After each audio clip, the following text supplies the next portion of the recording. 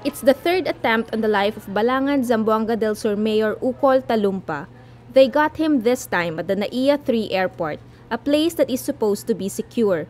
He, his wife, his nephew, and a baby who just happened to be nearby were killed by motorcycle riding gunmen.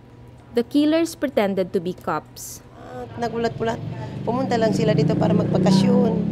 O kasi mga anak niya dito nag-aaral. Masakit talaga kasi mag-asawa sila eh. Naubos talaga silang dalawa. Paano mga anak nila? Si Allah na lang bahala.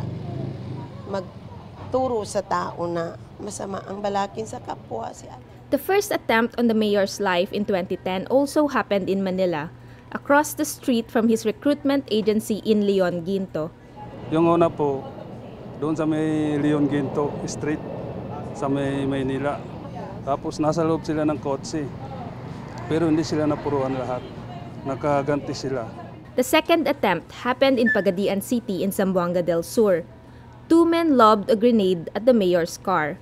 Talumpa and his wife were unharmed. Politics is the usual suspect, but Zamboanga del Sur Governor Antonio Ciriles says the mayor has been actively campaigning against illegal drugs. Caught in the crossfire between the mayor and his gunmen is 18-month-old baby Phil Thomas Lirazan.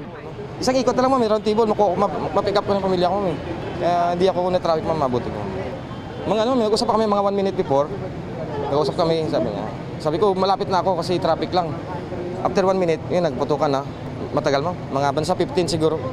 Bago putok, mga tuloy-tuloy mga 10, hindi tumigil mga seconds, and then pumutok ulit ng mga 5 putok. The Talumpas flew into Manila from Zamboanga del Sur and the Lirazans from Bacolod City for the same reason, to celebrate Christmas in Manila.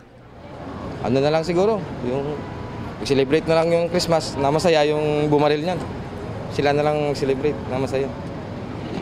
Sige lang, may Panginoon naman tayo. Saka dyan naman tayo pupunta.